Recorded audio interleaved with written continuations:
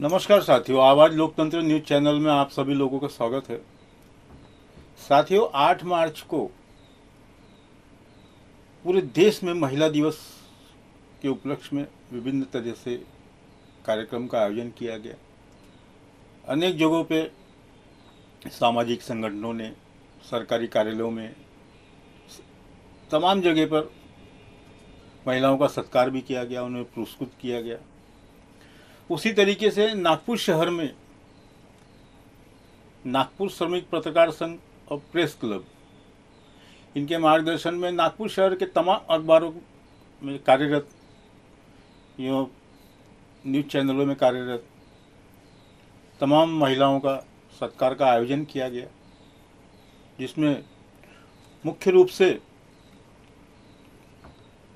SN. Vinod ji, Pradeep Maitra जी और शहर के तमाम गणमान्य नागरिक उपस्थित थे। उनके साथ साथ में विभिन्न अखबारों से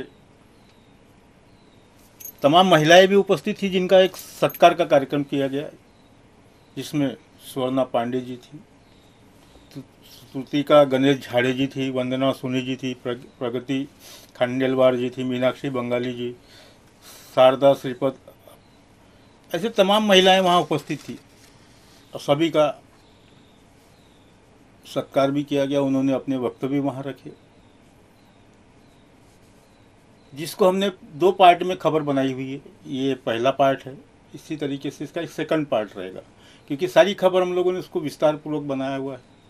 आप लोगों से विनती है कि खबर को पूर्णतः विस्तार पूर्वक देखिए और सभी जगह इसे शेयर करिए। धन्यवाद साथी। जागतिक महिला दिनाच्या आपणा सर्वांना हार्दिक शुभेच्छा। नागपूर श्रमिक पत्रकार संघ, टिळक पत्रकार भवन ट्रस्ट आणि नागपूर प्रेस क्लबच्या वतीनं मी वर्षा बाशू जागतिक महिला दिनाच्या या कार्यक्रमात आपणा सर्वांचं माननीय व्यासपीठासह मनापासून स्वागत करते। जागतिक महिला दिनाची पार्श्वभूमी देश विदेशांमध्ये होत असलेले वेगवेगळे कार्यक्रम आपण जाणत असाल। आपण दरवर्षीच हा कार्यक्रम वेगवेगळ्या पद्धतीने साजरा करतो। तुम्हाला कदाचित हे माहीत असेल किंवा नसेल की दरवर्षी महिला दिनानिमित्त एक थीम ठरवली जाते, एक संदेश असतो त्याच्या मागे। या वर्षीची थीम आहे एक्सेलरेट ॲक्शन। ही थीम महिला दिनासंबंधी असलेल्या एका वेबसाईटचे सगळे स्टेक होल्डर मिळून ती ठरवत असतात आणि त्याचा उद्देश की महिलांनी या दिवशी एक निश्चय करावा, एक ध्येय ठरवावं आणि त्या दृष्टीने आपली वाटचाल करावी, हा त्याच्या मागचा उद्देश असतो। तर जसं म्हटलं की यंदाची थीम आहे एक्सेलरेट ॲक्शन, म्हणजे वेगवान व्हा, गतिमान व्हा असं आपण घेऊ शकतो। असे गतिमान आणि वेगवान होण्याचा हा संदेश अनेक क्षेत्रांसाठी दिला गेलेला आहे, ज्याच्यामध्ये महिला सक्षमीकरण, सुरक्षितता, समानता अशा अनेक महिलांच्या बाबतीत होणाऱ्या अन्यायाचा जो विरोध आहे त्या बाबतीत अशा सगळ्यांबाबत तो संदेश आहे। आणि यासाठी शासन, प्रशासन, अनेक स्वयंसेवी संस्था आणि सर्वात महत्त्वाचं महिलांनीही बळकट होण्याचं आवाहन हा संदेश आपल्याला देतो। तर आपण या थीमला डोळ्यासमोर ठेवून या वर्षभरातील आपली पावले उचलण्याचा प्रण करूया आणि कार्यक्रमाच्या पुढच्या टप्प्यात आपण प्रवेश करूया।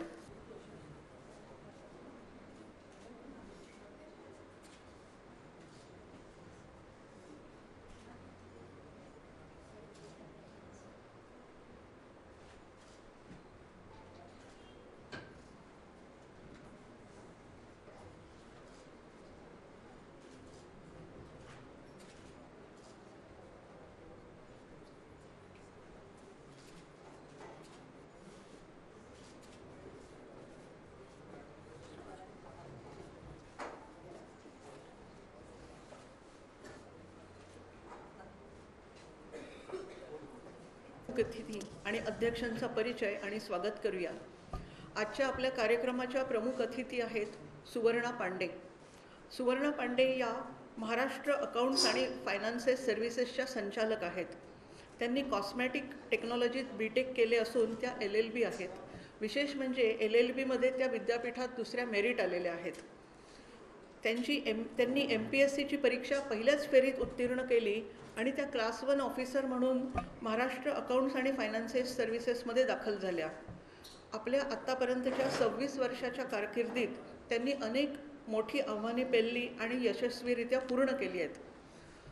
त्यामध्ये टेक्स्टाईल आणि हँडलूमच्या असिस्टंट डायरेक्टर म्हणून त्यांची कारकीर्द अतिशय उत्तम राहिली.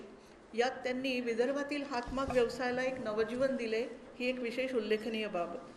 जेव्हा त्यांची नियुक्ती वरिष्ठ ट्रेझरी अधिकारी म्हणून नागपूरला झाली, या काळात त्यांनी त्यांच्या धडाडीच्या कार्याची पावती दिली. या पदावरही त्यांनी आपल्या कर्तव्य दक्षता व कल्पकतेचा ठसा उमटवला आहे. त्याच्यानंतर त्यांनी अकाउंट्स आणि ट्रेझरीमध्ये असिस्टंट डायरेक्टर म्हणून जबाबदारी सांभाळली.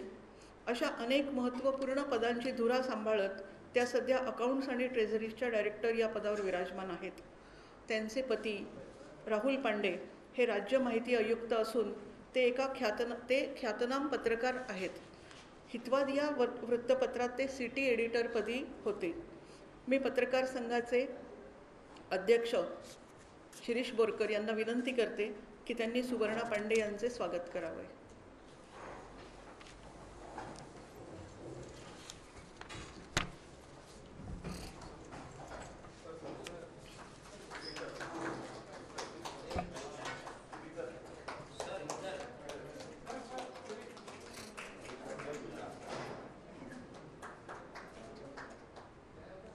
धन्यवाद सर.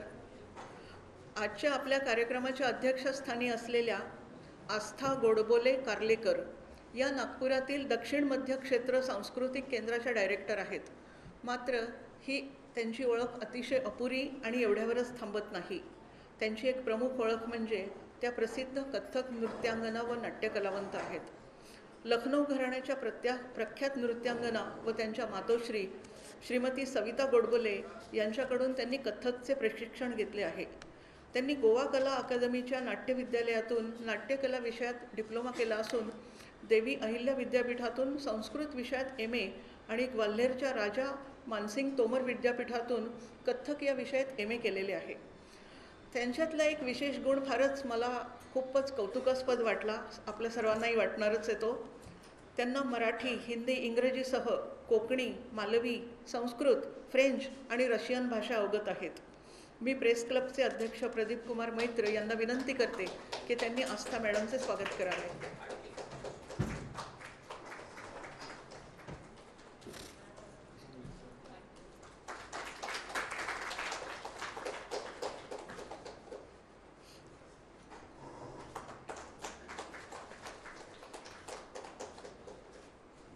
धन्यवाद सर. मी प्रेस क्लबचे अध्यक्ष प्रदीप कुमार मैत्र यांना प्रास्ताविकासाठी आमंत्रित करते. आज इंटरनेशनल वुमेन डे है. मैं तमाम पत्रकारों की तरफ से, प्रेस क्लब की तरफ से, पत्रकार भवन की तरफ से सबको शुभकामना देता हूँ. आज हमारी इस छोटा सा प्रोग्राम में हमारे इनकरेज करने के लिए हमको यहाँ आए हैं आस्था मैडम, जो यहाँ डायरेक्टर है साउथ सेंट्रल कल्चरल जोन के. साथ साथ सुवर्णा मैडम आई है, जो डायरेक्टर अकाउंट्स एंड ट्रेजरी है गवर्नमेंट ऑफ महाराष्ट्र के. साथ में विनोद जी है, हमारे साथी ब्रह्माशंकर त्रिपाठी, शिरीष बोरकर, वर्षा बासु और साथियों. ये शायद मुझे लगता है कि करीब 2 दशक के ऊपर हो गया कि हम लोग पत्रकारों को, जो महिला पत्रकार हैं, उनका जो काम है उनको कहीं ना कहीं रिकॉग्नाइज करने के लिए हमने ये उपक्रम शुरू किया है.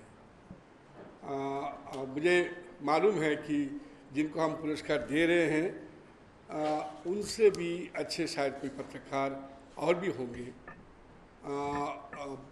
मगर जो हमारे जानकारी के आधार पर हम ये सब करते हैं.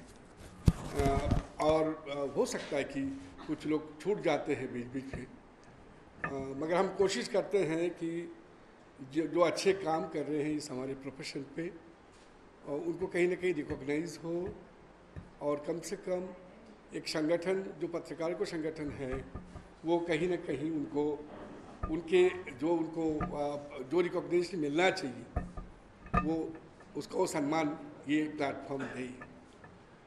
आजच्या कार्यक्रमात आपण एक पुरस्कार असा देत असतो, जर्नलिस्ट ऑफ द इयर. हा पुरस्कार ज्यांच्यातर्फे दिला जात आहे ते नागपुरातील ज्येष्ठ संपादक श्री एस.एन. विनोद सर. मी त्यांना 2 मिनिटाचं मनोगत व्यक्त करण्यासाठी आमंत्रित करते. आदरणीय मुख्य अतिथि एवं अध्यक्ष, मंच पर बैठे सभी हमारे अतिथिगण और आप सभी आज नागपुर के प्रेस प्रेमी, आपकी उपस्थिति के लिए धन्यवाद. आज जब हम अंतर्राष्ट्रीय महिला दिवस की चर्चा करते हैं तो आमतौर पर पूरे विश्व में महिला सशक्तिकरण की चर्चा होती है. उनके बाद आज सारे जितने आर्टिकल्स आप पढ़ लेंगे या कार्यक्रम अगर देखा होगा तो सब उसी पर एक ही बिंदु पर हैं. मेरा मानना इससे थोड़ा अलग है.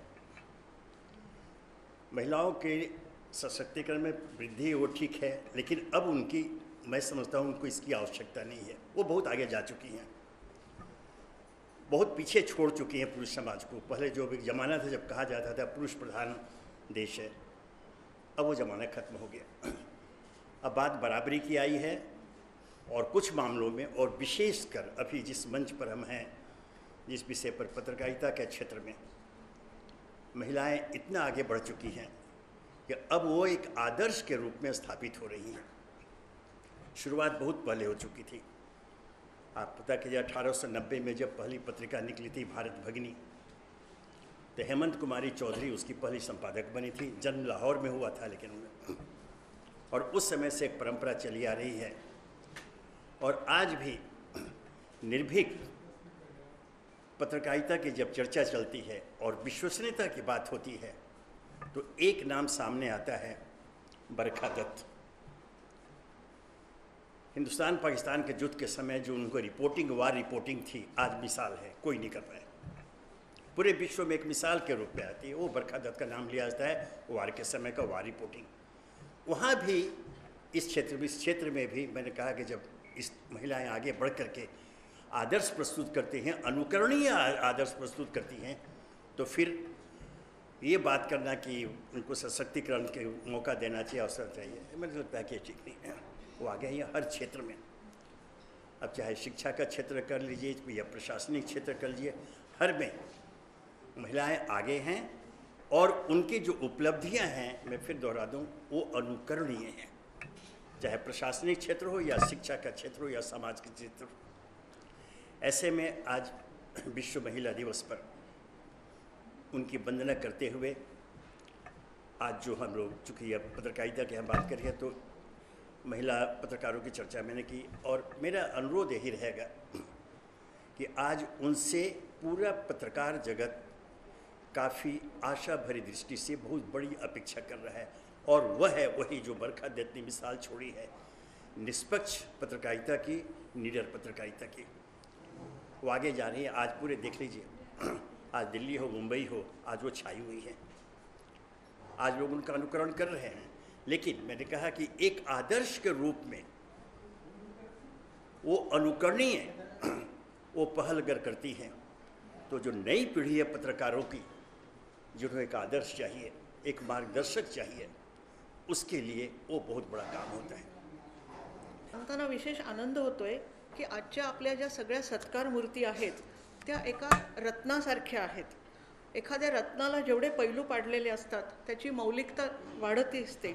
आजच्या सत्कार मूर्तींमध्येही असे अनेक पैलू, गुणविशेष स्वभावाचे आपल्याला पाहायला मिळणार आहेत. तर आपल्या पहिल्या सत्कार मूर्ती आहेत श्रुतिका गणेश झाडे. श्रुतिका UCN या वृत्तवाहिनीवर न्यूज प्रेझेंटर, रिपोर्टर, कॉपीरायटर आहेत. याआधी त्यांनी खबर, 24 एक्सप्रेस आणि केसरी उजाला या वाहिन्यांसाठीही काम पाहिले आहे. पदवी घेतल्यानंतर त्यांनी मास कम्युनिकेशनचा अभ्यासक्रम पूर्ण केला आणि त्या UCNमध्ये रुजू झाल्या. श्रुतिकाची एक वेगळी ओळख म्हणजे त्या क्लासिकल डान्सर आहेत.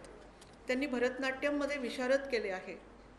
हँडमेड गिफ्ट्स बनवण्यातही त्या एक्सपर्ट आहे. त्यांना त्याच्यात भरपूर इंटरेस्ट आहे आणि तो एक त्यांचा छोटासा हे पण आहे, कार्यक्रम पण आहे. पेंटिंग करायला त्यांना आवडतं. आणि म्हणजे ही माझी माहिती आहे की आपल्या नागपुरात पत्रकारितेचा पाया रोवलेले आणि थेट दिल्लीत झेंडा रोवलेले ज्येष्ठ पत्रकार संपादक विकास झाडे हे श्रुतिकाचे काका आहेत. म्हणजे कुठेतरी एक परंपरा पत्रकारितेची त्या पुढे नेत आहेत. मी श्रुतिकाला आमंत्रित करते आणि सुवर्णा पांडे मॅडम यांना विनंती करते की त्यांनी श्रुतिकाचा गौरव करावा.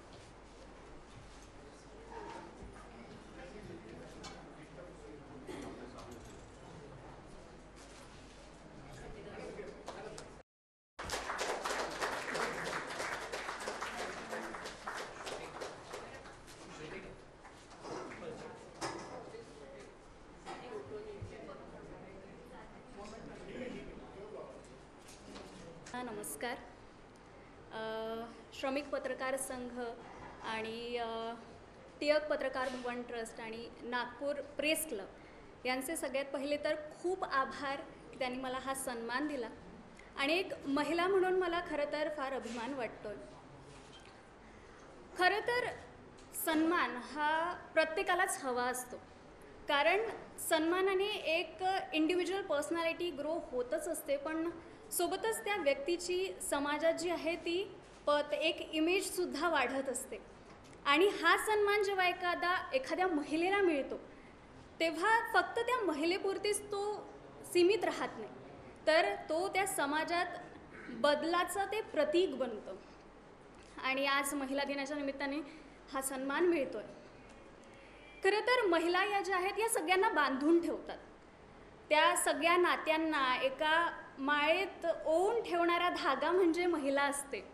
आणि आपण म्हणतो की महिला या प्रत्येक क्षेत्रात समोर आहेत, पुरुषांच्या खांद्याशी खांदा मिळवून त्या प्रगती करत आहे आणि त्यांना समान संधी मिळते. पण आय गेस संघर्ष हा कमी होत नाही आहे आणि खरा सन्मान हा त्यांच्या संघर्षाचा व्हायला हवा. आणि हा एक दिवस, एक आठवडा, एक महिना एवढाच मर्यादित न राहता तो रोज व्हायला हवा, प्रत्येक पावलावर व्हायला हवा. आता तुम्ही म्हणाल की रोज व्हायला हवा, तर रोज काय त्यांना वेगवेगळी भेटवस्तू द्यायची का रोज?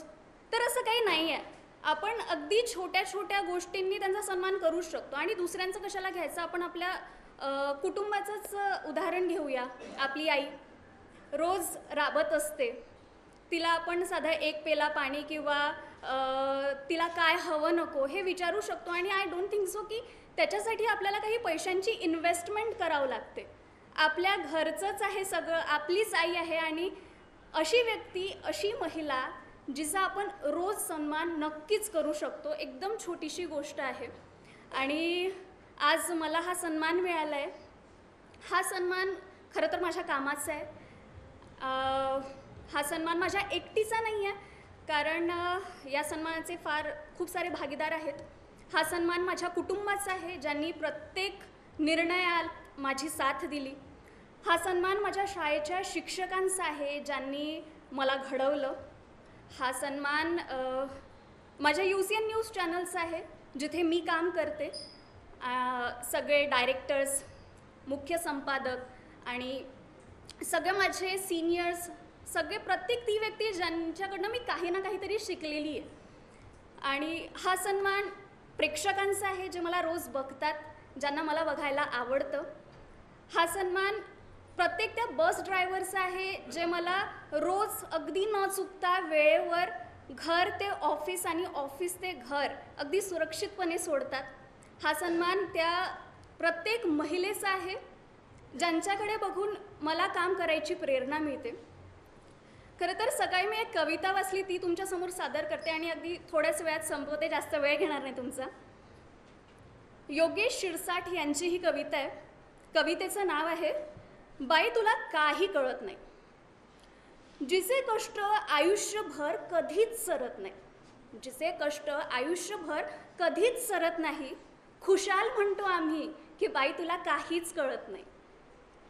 तिने उभा केला संसार, घराला दिला आकार, तिने उभा केला संसार, घराला दिला आकार. निर्णय घेतो आम्ही, गृहीत धरला तिचा होकार. त्याग तिचा नाही कळला, समृद्ध झाल्या आमच्या दिशादाही. पण बाई तुला कशातलंच काहीच कळत नाही. तिने घर बांधून ठेवलं, शिदोरीचं गाठोडं रांधून ठेवलं. तिने घर बांधून ठेवलं, शिदोरीचं गाठोडं रांधून ठेवलं. तडा पडलेल्या भिंतींना कष्टानं सांधून ठेवलं. आपण उन्हाळ फिरतो जगभर, ती घराच्या ठाई ठाई. पण बाई तुला कशातलं काही कळत नाही. आम्ही बोलतो मतदानावर, किती आमदार किती खासदार. आम्ही बोलतो मतदानावर, किती आमदार किती खासदार. कोण कुणाकडं गेल्यावर बनेल कुणाचं सरकार. आपल्या रिकाम्या खडगीसाठी ती तव्यावर भाकरी फिरवून स्वतः उपाशी राही. पण बाई तुला कशातलं काही कळत नाही.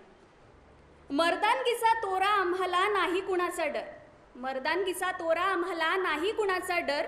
किती सहज बोलतो की हिम्मत नाही तर अरे चल बांगड्याभर. पण याच बांगडीच्या हातानं शिवबा घडवी जिजाई आणि आपण खुशाल म्हणतो बाई तुला कशातलं काहीच कळत नाही.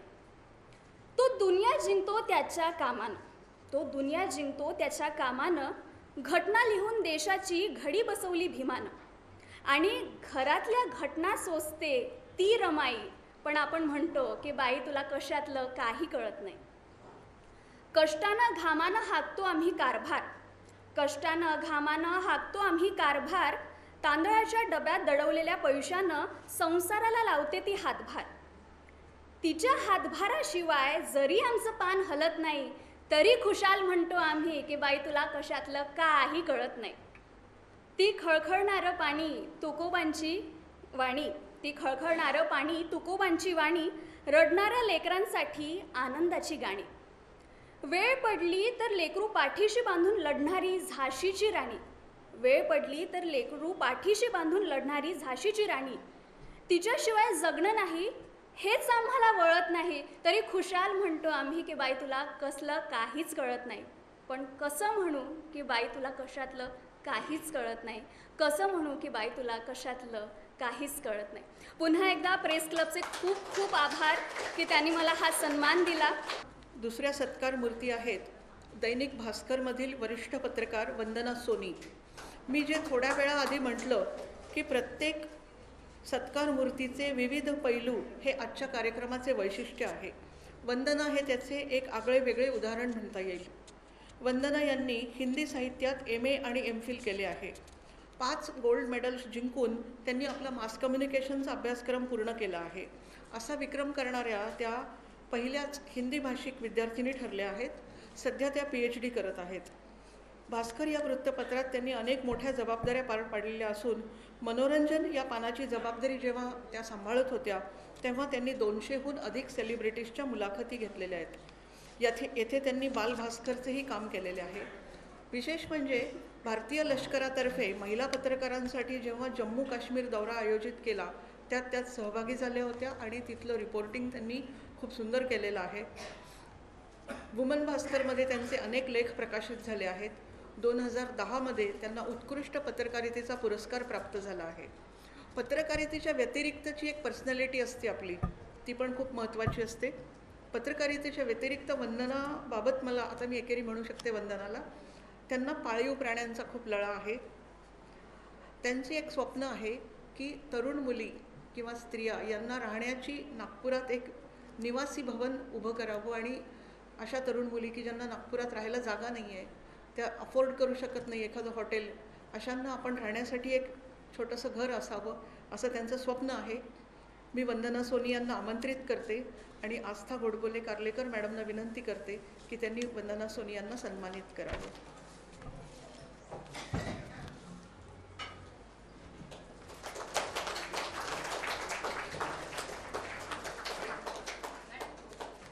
क्योंकि आपने मुझे यहाँ पुरस्कार देके बहुत ही सबका थैंक यू, सबका आभार व्यक्त करना चाहती हूँ. मैं यहाँ ना 10 साल सरकारी नौकरी करने के बाद पत्रकारिता में आई थी. 10 साल मैंने सरकारी नौकरी की और उसको छोड़ी मैंने. मेरे अंदर एक उत्सुकता थी, एक जुनून था कि मुझे, मेरे भाई भी पत्रकार हैं, मेरी भाभी भी पत्रकार हैं, तो मुझे लगता था कि मैं भी पत्रकारिता करूं, मुझे भी कुछ अच्छा करना है, बहुत अच्छा करना है, और मैंने काफ़ी हद तक किया अभी। तो आप सभी को महिला दिवस की शुभकामनाएं। और भी महिलाएं हैं, क्योंकि जो महिला लिखती है और जो महिला के शब्द होते हैं वो बहुत महत्वपूर्ण होते हैं और प्रेरणादायक होते हैं, और उसका एक, जब वो महिला सोचती है ना, तो एक नया दृष्टिकोण रहता है, उसका एक नया पर्सपेक्टिव रहता है। वो जब लिखती है तो उसके शब्द भी ना एक प्रेरणा देते हैं लोगों को आगे बढ़ने का। तो मैं चाहती हूँ कि नई लड़कियाँ जो हैं वो इस फील्ड में आएँ और अच्छा करें और बेहतर काम करें, जिससे प्रिंट मीडिया और बाकी अन्य मीडिया को भी अच्छी लड़कियाँ मिले, जिससे अच्छे शब्द मिले, अच्छी रिपोर्टिंग हो। Thank you. आपल्या पुढच्या सत्कार मूर्ती आहेत प्रगती खंडेलवाल. प्रगती खंडेलवाल आचार्य या टाइम्स ऑफ इंडियामध्ये ज्येष्ठ पत्रकार आहेत. त्यांनी BCom केल्यानंतर मास कम्युनिकेशनला ॲडमिशन घेतली आणि आपल्या प्रगती या नावाला सार्थ करीत पत्रकारितेच्या क्षेत्रात आपली प्रगती सुरू केली. 2005मध्ये त्या लोकमत टाइम्समध्ये जॉईन झाल्या. पुढे 2008मध्ये त्या टाइम्स ऑफ इंडियात दाखल झाल्या. सध्या त्या तेथे नेशन डेस्कची जबाबदारी पाहत आहेत. प्रगती यांनी अनेक एज्युकेशनल स्टोरीज केल्या आहेत. बॉलिवूडमधील सेलिब्रिटीजच्या मुलाखती घेतल्या आहेत. मगाशी मी जसं म्हटलं, एक स्टोरी ही पत्रकाराच्या आयुष्यात महत्त्वाची असते. प्रगती यांनी एक स्टोरी केली होती जेव्हा ST कामगारांचा संप चालू होता, बराच प्रदीर्घ संप होता. त्या काळात प्रगती यांनी त्यांच्या मुलाखती घेतल्या आणि एक स्टोरी लिहिली. ती स्टोरी बरीच गाजली होती.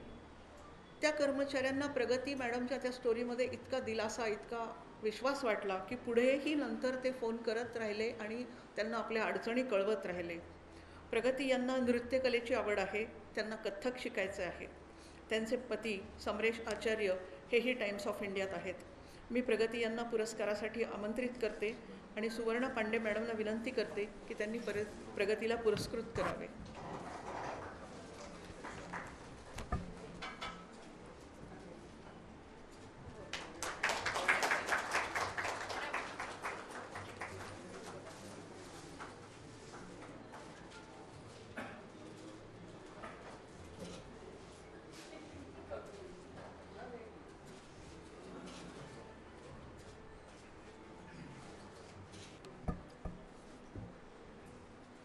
Good evening, respected dignitaries on the dais and my fellow journalist friends.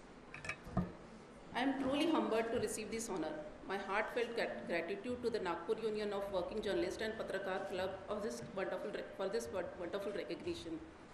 Your kind gesture means a lot, not just to me, but to every journalist who works tirelessly to report with integrity and keep the public updated.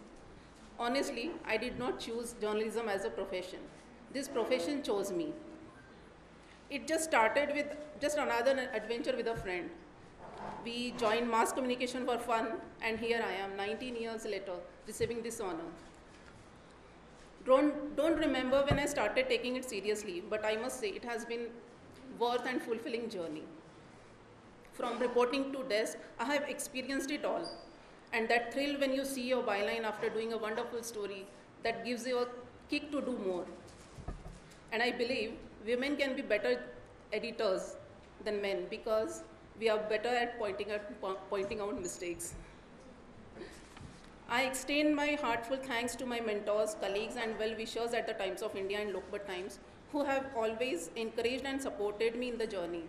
A special thanks to my family whose unwavering support has been my biggest strength. Once again, thank you NUWJ and Patrakar Club for this honor. Special thanks to Pradeep Maitra Dada, Brahma Sir, Shirish Borkar Sir. And a special mention to the person who has been there with me through thick and thin, my husband and senior journalist, Samresh Acharya. Without your love, support and guidance, I wouldn't have been here. Thank you so much.